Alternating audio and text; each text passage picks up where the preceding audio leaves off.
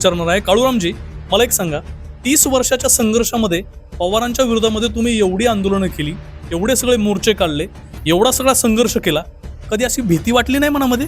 असं वाटत नाही बापाने 30 वर्षाचं कष्ट लेकीला एका क्षणात देऊन टाकलं? अ, मी आंबेडकरी चळवळीतच वाढलेली आहे. माझ्या पप्पांचा संघर्ष मी बघितलेला आहे. प्रत्येक रॅली म्हणा, प्रत्येक केडर कॅम्प, प्रत्येक आंदोलनं मी केलेली आहे, त्यांच्यासोबत केलेली. झालं.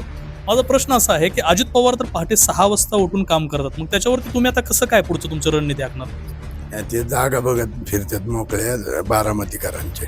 पहाटे उठतात म्हणजे काय करतात, उठून काय करतात, 97 लाख रुपयाचं टॉयलेट बांधतात, 6.5 लाख रुपयाचा स्पीड ब्रेकर बांधतात. आणि हे मी उघड ज्यावेळी केलं तो आता बघा जाऊन स्पीड ब्रेकर झाकून टाकलेला आहे. एक दगड 60 रुपयाचा 830 रुपयाचं बिल काढतात आणि पहाटेचं उठून दादा हेच करतात. त्याच्यामुळं पहाटेचं उठून जमिनी बघणं, एखाद्याच्या प्लॉटवर दहशत दादागिरी करणं. ते आहेत भ्रष्टाचाराचे वगैरे, ते तुम्ही सेम विरोधी बाकावरती बसून मांडणार आहात का? हो, आम्ही लोकांसाठी तिथे आहोत. नगरसेवकाचा अर्थच तो असतो की जो नगराची सेवा करतो. मला माझं घर भरायला तिथे नाही जायचं, मला लोकांचं घर भरायला तिथे जायचंय. आणि नमस्कार, मी तानाजी कर्जे, तुम्ही पाहता ER न्यूज मराठी. आज आपण बारामतीमध्ये आलेलो आहे आणि बारामतीमधल्या काळूराम चौधरी, ज्यांच्या लेकीनं खरं तर अजित पवारांच्या आणि पवार घराण्याच्या जो बालेकिल्ला मानला जातो बारामती, सुरुंग लावण्याचं काम केलेलं आहे. आणि त्यांनी खरं तर या ठिकाणी 2025ची नगर परिषदेची जी निवडणूक होती त्यामध्ये त्यांनी मोठं यश संपादन केलेलं आहे. आपल्यासोबत दोघंही आहेत. त्यामध्ये आपल्यासोबत पहिल्यांदा काळूराम चौधरी यांची जी लेक आहे संघमित्रा चौधरी, ज्या स्वतः पेशानं वकील आहेत असं सांगितलं जातं, आणि त्या खरं तर वयाच्या 21व्या वर्षी या बारामतीमध्ये त्या नगरसेवक म्हणून निवडून आले आहेत. खूप मोठं यश संपादन केलं आहे. काय वाटतं? नक्कीच प्राऊड मोमेंट आहे सर्वांसाठी, ना की माझ्या फॅमिलीसाठी. संपूर्ण प्रभाग 14 ज्यांनी की मला लेक म्हणून स्वीकारलंय, त्यांच्यासाठी ही खूप मोठी अचीवमेंट आहे. नक्की काय वाटतं, वडिलांचा 30 वर्षांचा संघर्ष एकंदरीत राजकीय, आणि आता तुम्ही वयाच्या 21व्या वर्षी, म्हणजे त्यांचा एकंदरीत संघर्षाचा काळ जो गेला तेवढं वयही नाही तुमचं, आणि वयाच्या 21व्या वर्षी तुम्ही आता पवारांच्या विरोधामध्ये आणि पवारांच्या बालेकिल्ल्यामध्ये तुम्ही निवडून आलाय. नक्की हे सगळं कसं जुळवून आणलं तुम्ही? ऍक्च्युली तर त्यांच्या संघर्षाचं फळ मला मिळालंय. माझ्या प्रभागातील लोकांनी ज्यांनी की त्यांचा संघर्ष बघितलाय आणि त्यांना कुठे ना कुठे आमचं म्हणणं पटलेलं आहे. त्यामुळे आता त्यांना परिवर्तन हवं होतं आणि जे की त्यांनी त्यांच्या मताद्वारे माझ्याकडून करून घेतलेलं आहे. असं वाटत नाही बापाने 30 वर्षाचं कष्ट लेकीला एका क्षणात देऊन टाकलं? अ, मी आंबेडकरी चळवळीतच वाढलेली आहे. माझ्या पप्पांचा संघर्ष मी बघितलेला आहे. प्रत्येक रॅली म्हणा, प्रत्येक केडर कॅम्प, प्रत्येक आंदोलनं मी केलेली आहेत, त्यांच्यासोबत केलेली आहेत. आणि मला असं वाटतं की त्यांचंच जे संघर्ष होतं त्याचंच फळ मला मिळालंय. तुमचे वडील नेहमी विद्रोही शैलीमध्ये भांडताना दिसतात, किंवा विद्रोही शैलीमध्ये सतत काहीतरी नवीन करताना दिसतात, लोकांच्या हक्कासाठी लढताना दिसतात. संघमित्राला असं वाटतं की संघमित्रा ही वडिलांच्या पावलावर पाऊल ठेवून चालणार, की पवारांना घाबरणार? नाही. मी शाहू फुले आंबेडकरांची विचारधारा मानते आणि जो माणूस शाहू फुले आंबेडकर, अण्णाभाऊ साठे, लहुजी साळवे यांना वाचतो, तो कधीच कोणाला घाबरू शकत नाही. ॲटलीस्ट जोपर्यंत तो सत्याच्या बाजूने तोपर्यंत तरी नाही. आता वकिली करायची की राजकारणात थांबायचं? दोन्हीही का नाही? दोन्ही. तुम्ही तर सुप्रीम कोर्टामध्ये वकिली करता असं माझ्या ऐकण्यात आलं, किंवा हे माहिती माझ्यापर्यंत पोहोचली. नक्की तुम्ही आता सुप्रीम कोर्टामध्ये थांबणार, की बारामतीत थांबून तुमच्या लोकांचे प्रश्न मांडणार? मला जे करायचंय ते आहे, मला राजकारण नाही करायचं, मला समाजकारण करायचंय. मला लोकांची सेवा करायचंय. म्हणजे माझं जे नाव आहे संघमित्रा, त्याचा अर्थच होतो की तो जो 2 लोकांमध्ये किंवा जो 2 संघांमध्ये मैत्री कायम करून ठेवतो. मी माझ्या नावाचा जो अर्थ आहे तोच इथे अर्थात आणणार आहे. अच्छा. मग एकंदरीत आता पाहायला गेलं तर आपला जो समाज आहे, एकंदरीत जो आपल्या समाजातले जे लोक आहेत ते वंचित घटक आहेत, यांच्यासाठी तुम्ही नक्की काय करणार आहे? इथे ना लोकांमध्ये प्रभाग क्रमांक 14 मध्ये तरी ते लोक ना बेसिक फॅसिलिटीजसाठी लढतात, ते संघर्ष करतात. हे मी स्वतः पाहिलंय प्रचारात म्हणा, किंवा 19 वर्ष मी इथंच राहिलेली आहे. त्यामुळे मी ते बघितलेलं आहे. आणि खूप म्हणजे आपण म्हणतो की भारत ही 4th लार्जेस्ट इकॉनॉमी आहे, किंवा पुणेत बारामती स्वच्छ सुंदर बारामती म्हणून गाजतीये, पण ऍक्च्युली ते इथं आहे की नाही. जसं की आपण बघायला गेलो तर त्यांना ड्रेनेजसाठी संघर्ष करावा लागतो, त्यांना पाण्यासाठी संघर्ष करावा लागतो, त्यांना टॉयलेटसाठी संघर्ष करावा लागतो. मग हे कुठे ना कुठे इम्प्रूव्हमेंट हवी आहे आणि मला असं वाटतं की लोकांना परिवर्तन हवं होतं, म्हणून त्यांनी आज मला मतदान केलं आणि मला माझा विजय करून दिलाय. येणाऱ्या काळात हा संघर्ष असा निरंतर राहणार आहे. हो, नक्कीच. येणाऱ्या काळात बीएसपीची ताकद ही बारामतीमध्ये वाढवण्यासाठी तुम्ही काय करणार आहे? आम्ही काम करणार आहे. आम्ही आमचं कार्य लोकांना अट्रॅक्ट करणार आहे आणि ते स्वतः आमच्यासोबत जुडणार आहेत.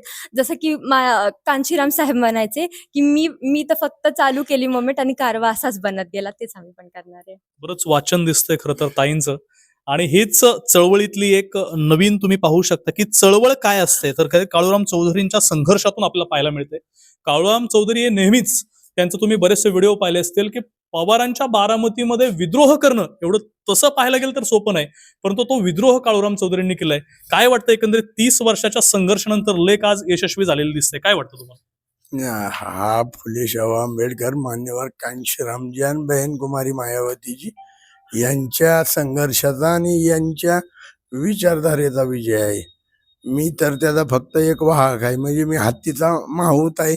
अंबारी मोकळीच ठेवली होती. मी बहुजन समाजाला तयार करतच इथपर्यंत आलोय आणि बहुजन समाजाला आणि येणाऱ्या युवा पिढीला, जे आकाश आनंद नॅशनल कोऑर्डिनेटर आहेत, त्यांची टीम बनवायची जबाबदारी आता माझी आहे.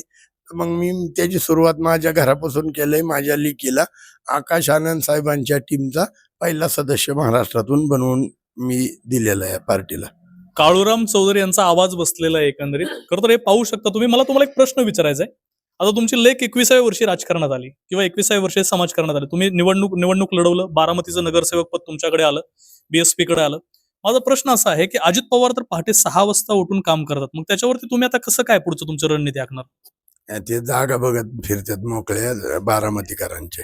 पहाटे उठतात म्हणजे काय करतात, उठून काय करतात, 97 लाख रुपयाचं टॉयलेट बांधतात, 6.5 लाख रुपयाचा स्पीड ब्रेकर बांधतात. आणि हे मी उघड ज्यावेळी केलं, तो आता बघा जाऊन स्पीड ब्रेकर झाकून टाकलेला आहे. एक दगड 60 रुपयाचा 830 रुपयाचं बिल काढतात आणि पहाटेचं उठून दादा हेच करतात. त्याच्यामुळं पहाटेचं उठून जमिनी बघणं, एखाद्याच्या प्लॉटवर दहशत दादागिरी करणं, त्याच्यामुळं माझा जरी नगराध्यक्ष पदाला पराभव झालेला असेल तरी मी तो स्वीकार केलेला आहे. बारामतीकरांचा प्रतिनिधी म्हणून सचिन सातव आतमध्ये बसल. काळूराम चौधरी नगर परिषदेच्या बाहेर एक झाड आहे, त्याच्यासमोर टेबल आणि खुर्ची टाकून बारामतीकरांचा अध्यक्ष म्हणून मी बाहेर बसणार आहे. त्यांनी आतमध्ये नाही काम केलं तर मी रस्त्यावरून ते काम करून दाखवणार आहे. हे काळूराम चौधरींचं विद्रोही पण आहे. हाच प्रश्न त्यांच्या लेखीला आपण विचारणार आहे. पप्पा म्हणतायत की, म्हणजे वडील तुमचे म्हणतायत की अजित पवारांनी या सगळ्या गोष्टी केल्यात, पहाटे उठून ते जमिनी बघतात. ह्यांचे जे मुद्दे आहेत भ्रष्टाचाराचे वगैरे, ते तुम्ही सेम विरोधी बाकावरती बसून मांडणार आहात का? हो, आम्ही लोकांसाठी तिथे आहोत. नगरसेवकाचा अर्थच तो असतो की जो नगराची सेवा करतो. मला माझं घर भरायला तिथे नाही जायचं, मला लोकांचं घर भरायला तिथे जायचंय. आणि नक्कीच तिथे मी एक विरोधक म्हणून जे लोकांच्या हितासाठी असेल ते मुद्दे मांडणार. काळूराम चौधरींना पुढचा प्रश्न आपण विचारणार आहे. काळूरामजी, मला एक सांगा, 30 वर्षाच्या संघर्षामध्ये पवारांच्या विरोधामध्ये तुम्ही एवढी आंदोलनं केली, एवढे सगळे मोर्चे काढले, एवढा सगळा संघर्ष केला, कधी अशी भीती वाटली नाही मनामध्ये? नाही, काय भेटणार आता. ज्या दिवशी मी मान्यवर कांशीराम साहेबांना कोल्हापूरमध्ये भेटलो आणि साहेबांनी सांगितलं की तू ते जे भालेराव दादा होते त्यांनी कांशीराम साहेबांना सांगितलं की ये बारामती में काम शुरू करना चाहता है. तर कांशीराम साहेबांनी माझ्याकडे बघितलं आणि म्हणले क्यों मुसीबत बोलले राय. आणि मी असा एकदम हे होतो आणि माझं लग्न नव्हतं त्यावेळी. तर मी साहेबांना म्हणलो की साहब मैं मरने के लिए तैयार हो. कांशीराम साहेबांनी डोक्यात एक टपली मारली आणि म्हणले आज मरने की बात की है, फिर से करने की नहीं. हम राजपाट तो बैलेट के दम पर लेंगे, लेकिन तयारी हमारी भी बुलेट की होंगी. तू जा काम सुरू करले. तर ज्या दिवशी मी काम सुरू केलं त्याच दिवशी माझं आयुष्य पुढीत बांधून करा नदीत टाकून दिलं. त्याच्यामुळं मी महापुरुषांची विचारधारा चालवतोय. त्याच्यामुळं सत्य असल्यानंतर काय भ्यायचंय. मी जे खरं आहे तेच बोलतोय. बरं बोलायचं मला अजिबात आवडत नाही. मी बरं बोलणार नाही, मी खरंच बोलणार. खरं बोलणार. म्हणजे एकंदरीत पाहायला गेलं तर या ठिकाणी तुमच्याकडं बरेचसे नेते आले होते. धनगर समाजाचे हाके साहेब देखील या ठिकाणी. हाके साहेबांचं काय योगदान राहिलं तुमच्या विजयामध्ये? हो, भरपूर योगदान राहिलं त्यांच्या. ते आणि मी बरोबरच ओबीसीच्या आंदोलन असेल, बहुजन समाजाला तयार करतोय. आणि या विजयामध्ये प्राध्यापक लक्ष्मण हाके सरांचं, बहुजन समाजाचं, ओबीसी समाजाचं आणि मतदारांचं हे सगळं श्रेय आहे. शेवटचा प्रश्न आहे. खरं तर मी आल्यापासून तुम्हाला एक प्रश्न विचारायचा म्हणतो. तुमचे पप्पा तुम्हाला म्हणले की माझी मुक्ता साळवे आहे. काय वाटतं नक्की? मला म्हणायचं आहे की मी शाहू फुले आंबेडकरांच्या विचारधारेने धार दिलेली तलवार आहे. मीच लहुजींची मुक्ता आहे. मीच शेखांची फातिमा आहे आणि मीच अण्णाभाऊचा फकीर आहे. हे खरं तर एका चळवळीतल्या लेखीला, म्हणजे लहानपणापासून मोठ्यापर्यंत काळूराम चौधरींच्या खांद्याला खांदा लावून ज्या पोरीनं केडर कॅम्प केले, ती पोरगी आज 21व्या वर्षी खरं तर राजकारणात आलेत. म्हणजे जे हवं होतं, म्हणजे त्यांच्या काशीराम साहेबांना जे हवं होतं ते साध्य होताना महाराष्ट्रामध्ये दिसून येत आहे. त्यामुळं 21व्या वर्षी संघमित्रा, खरं तर मुक्ता साळवे, तिला टोपण नाव देऊया आपण आजपासून. मुक्ता साळवे खरं तर 21व्या वर्षी पवारांच्या बालेकिल्ल्याला, आपण सकाळी बातमी टाकली होती की पवारांच्या बालेकिल्ल्याला सुरुंग लावणारी पहिली जी महिला आहे ती म्हणजे मुक्ता साळवे संघमित्र आहे. त्या संघमित्राने पवारांच्या बालेकिल्ल्याला सुरुंग लावून ती या ठिकाणी आज बारामतीमध्ये नगरसेवक म्हणून निवडून आलेले आहे. हे होते आपल्यासोबत बोलण्यासाठी होते बीएसपीचे काळूराम चौधरी आणि त्यांची लेख खरं तर 21व्या वर्षी संघमित्र आपल्यासोबत बोलत होत्या. खरं तर पाहायला गेलं तर या बारामतीमध्ये त्यांनी मोठं यश संपादन केलेलं आहे आणि येणाऱ्या काळामध्ये नक्की काय काय घडामोडी होतात किंवा हे कशा प्रकारे काम करतात यावरती आपलं लक्ष राहणार आहे बारामतीमध्ये. त्यामुळं तुम्ही तोपर्यंत पाहत राहा ER news Marathi. Cameraman Saurabh वाघमारेसह मी तानाजी करचे, ER न्यूज मराठी, बारामती.